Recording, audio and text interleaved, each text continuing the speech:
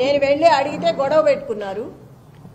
స్కూటీల మీద వెళ్ళే వాళ్ళని కూడా ఆపి పలానా పార్టీకి మీరు కాంగ్రెస్ పార్టీకి వెయ్యండి అని చెప్తున్నారు. ప్రతి ఆటోని జనం ఎక్కించుకొచ్చి అక్కడ 2 నిమిషాలు వాళ్ళతో మాట్లాడి డబ్బులు పంచుతా మీరు కాంగ్రెస్కి ఓటు వేయండి, వెయ్యకపోతే మిమ్మల్ని రేపటి నుంచి బయటికి రానిము అని బెదిరించారు. అది మేము క్వశ్చన్ చేస్తే మమ్మల్ని కూడా మహిళలను చూడకుండా పిచ్చి పిచ్చిగా మాట్లాడారు.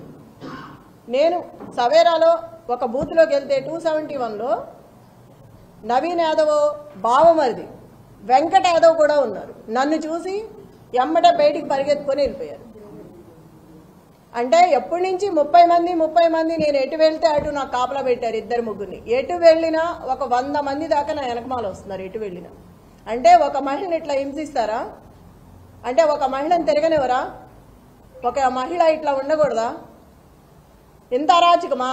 ఇంత అన్యాయంగా చేస్తారా? బోరుబండలో కొట్టారు, టేబుల్ అయినవలేదు, కుర్చీలు ఇసిరేశారు. రౌడీ షీటర్ వచ్చాడు బయటికి. ఒక రౌడీ షీటర్ని ఆంబోతులా వదిలేసి మీదకి రచ్చ చేసి వాడిని వెనక తీయకోకుండా కార్యకర్తలు ఏంటిది అని అడిగితే ఎఫ్ఐఆర్ బుక్ చేసి లోపల పడేస్తాను నోరెత్తితే అని అంటున్నారు పోలీసులు. నేను అక్కడికి ఎంటర్ వెళ్ళంగానే 20 మంది పోలీసులు వెళ్ళిపోయారు ఎక్కడ వాళ్ళు అక్కడ. ఒక మహిళ వచ్చినప్పుడు ఉండాలా అండగా? వెళ్ళిపోతారు ఏటాళ్ళు అటు పారిపోయి. ఇంత దొంగల్లాగా ఎందుకు చెప్పండి? పోలీసు సోదరులకు ఒకటే చెప్తున్నా, నేను జెన్యూన్గా ఉండండి. ఒక మహిళకి సపోర్ట్ చేయమని నేను అడగట్లేదు. ఎవరి పని వాళ్ళని చేసుకునివ్వండి. అంత భయపడాల్సిన అవసరం ఏముంది? ఒకళ్ళ కింద పని చేయట్లేదు కదా మనం. అంత భయపడి నన్ను భయపెట్టాల్సిన అవసరం ఏముంది? ఏ డివిజన్లో ఏ బూతులకి వెళ్ళినా ఇదే గొడవ. ఇప్పుడు కూడా బిర్యానీలో డబ్బులు పెట్టిస్తున్నారు. అంత కర్మేం పట్టింది? అంత ఓడిపోతామని అంత భయం ఎందుకు వేసింది? ప్రజల్ని మభ్యపెట్టి భయపెట్టి ఇళ్లలోంచి బయటికి రానివట్లా. ప్రజలకు ఒకటే విజ్ఞప్తి చేసుకుంటున్నా, నేను ఎవ్వరూ కూడా భయపడుకోకుండా బయటకు వచ్చి ఇంకా 4 గంటల టైం ఉంది. దయచేసి ఓటు వినియోగించుకొని ఓటు వేసి మీరు రౌడీజాన్ని అరికట్టి రేపు ఇలాంటిది లేకుండా ఉండాలంటే ప్రతి ఒక్కళ్ళు బయటకు వచ్చి ఓటు వేయాలి. ఇంతకుముందు అధికారంలో ఉన్న బీఆర్ఎస్ పార్టీ ఇలాంటి ఎలక్షన్స్ చాలా చేసింది, కానీ ఎప్పుడు చేయలేదు. నేను చూసినంతలో ఎప్పుడూ జరగలేదు. ఫస్ట్ టైం నేను చూడటం. ఇట్లా ఉంటుందా అని ఇప్పుడే చూసా. నేను ఇన్ని సంవత్సరాల్లో ఎప్పుడు కూడా చూడలేదు. నేను నా భర్త ఇన్ని ఎలక్షన్స్లో ఉన్నప్పుడు కూడా ఇలాంటిది ఎక్కడా వినపడలే. నేను స్టేట్లో ఉన్న ఆకు రౌడీలు మొత్తం తీసుకొచ్చి పెట్టుకున్నారు. అంత దౌర్భాగ్యమా? అంత భయం ఎందుకు? అంత భయపెట్టాల్సిన అవసరం ఏముంది? దయచేసి మళ్ళీ చెప్తున్నా, ఓటు హక్కు వినియోగించుకోండి బయటకు వచ్చి. ఇట్లాగే ఉంటే మళ్ళీ రేపు ఈ గోండా రాజ్యమే ఉంటుంది. మీరు కనుక పార్టీని గెలిపించుకుంటే రేపు మీకు అండగా ఉంటుంది. ఇప్పుడు ఏం జరిగినా నేను చూసుకుంటాను. ప్రజలందరినీ మీకు అండగా ఉంటా, మీ వెనకమాల నిలబడతా, పార్టీ అండగా ఉంటుంది. ఏవైనా సరే 13వ తారీఖు వరకు ఎంత ఇబ్బంది అయినా పెట్టండి, ఎంతైనా భయపెట్టండి, కానీ 14వ తారీఖు తర్వాత మాత్రం మాదే. అప్పుడు చెప్తాం ఒక్కొక్కళ్ళ పని ఎవడేంటనేది. అప్పుడు చూసుకుంటాను. నేను ఎవరేం చేశారో ఇవాళ గుర్తుపెట్టుకుంటాను. పనికి మాలిన ఆకురౌడీ కూడా నోరెత్తి మాట్లాడుతున్నాడు ఇవాళ. పోలీసులు కూడా మహిళలను చూడకోకుండా ఎట్లా పడితే అట్లా మాట్లాడుతున్నారు. ఇందాక ఎవరు అతని పేరు?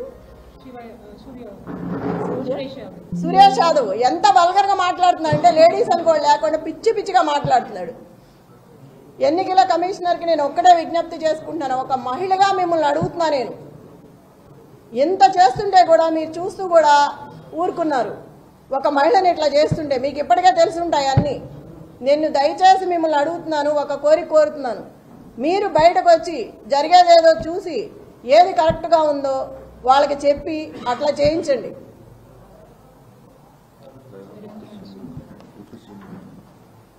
ఈ బట్టి విక్రమార్క మొత్తం జూబ్లీ హిల్స్ అంతా రౌండ్లు వేస్తున్నాడు. అవసరం ఏంటి? ఎమ్మెల్యే ఎవరు పేరిందా కూర్చొని ఉన్నాడు టేబుల్ దగ్గర? ఐలయ్య. అతనికేం పని టేబుల్ దగ్గర? చిటీలు ఇవ్వడం అవన్నీ అతనికి ఏం అవసరం? అసలుకి వీళ్ళందరూ రావాల్సిన అవసరం ఏంటి?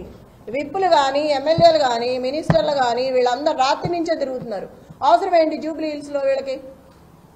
లోకల్ నాన్ లోకల్ మాట్లాడుతున్నారు. మరి రజియా ఇంటికి వెళ్ళి బోరుబండలో సైట్ 3లో ఆ అమ్మాయి కూర్చుందని గట్టిగా మాట్లాడుతుందని ఇంటికి వెళ్ళి గొడవ చేశారు రౌడీలాగా పోలీసులు. ఆ అమ్మాయి మీద కూడా గొడవ చేశారు కూర్చోవద్దని. టేబుల్స్ ఇవ్వట్లా, కుర్చీలు ఇవ్వట్లేదు.